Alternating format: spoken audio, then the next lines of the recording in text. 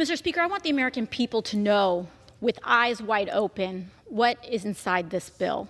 This measure, first introduced by Representative Mike Collins, would require ICE detention for illegal aliens who are charged with, arrested for, or convicted of any burglary, theft, larceny, or shoplifting offense. Now, the Democrats have argued that, well, mere accusation of committing a crime should not be grounds for detention, and besides, shoplifting's no big deal.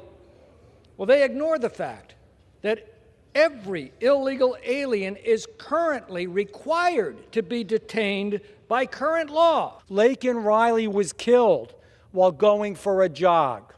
That's the issue. An innocent woman who never did anything to anybody harmful in her life, that wanted to be a nurse, that wanted to help other people, that couldn't even get the last damn telephone call from her mother, was murdered.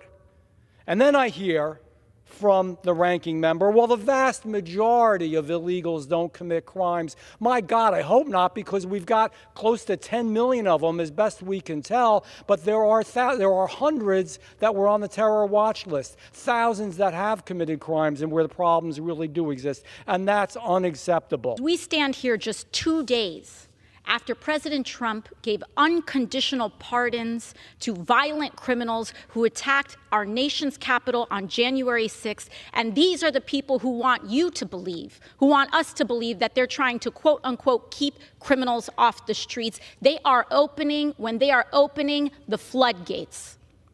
I want the American people to know what is in this bill. Because in the guise and in the wake of tragedy, we are seeing a fundamental erosion of our civil rights. In this bill, if a person is so much as accused of a crime, if someone wants to point a finger and accuse someone of shoplifting, they will be rounded up and put into a private detention camp and sent out for deportation without a day in court, without a moment to assert their right and without a moment to assert the privilege of innocent until proven guilty. Without being found guilty of a crime, they will be rounded up. That is what is inside this bill, a fundamental suspension of a core American value. And that is why I rise to oppose it. If you're a dreamer, all someone has to do is point a finger and you will be rounded up.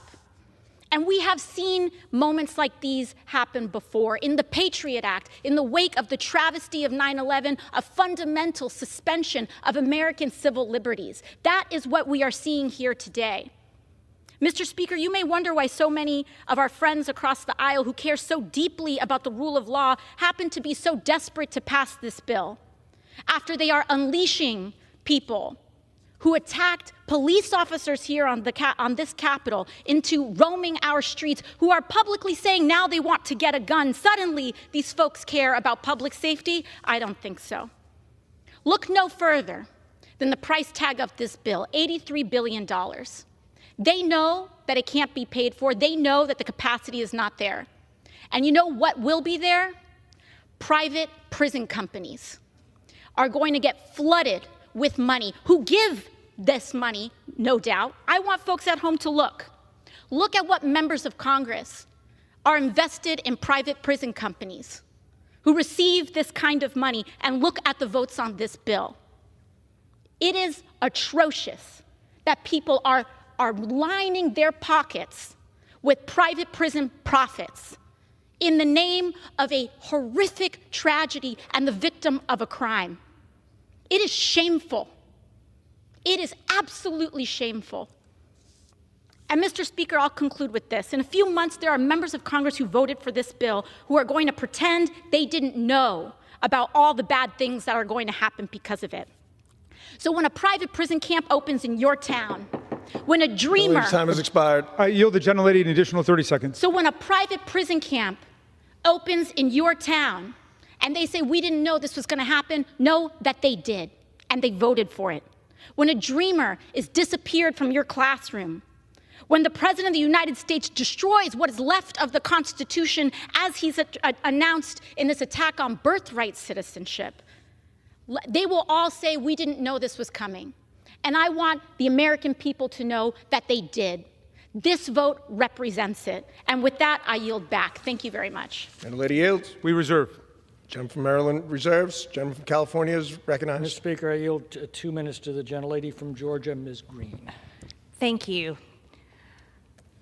Well, I certainly hope we do open as many prisons as possible to round up as many illegal aliens that have invaded our country and those that are breaking our laws, killing our citizens, women and children, and causing complete havoc across our great land.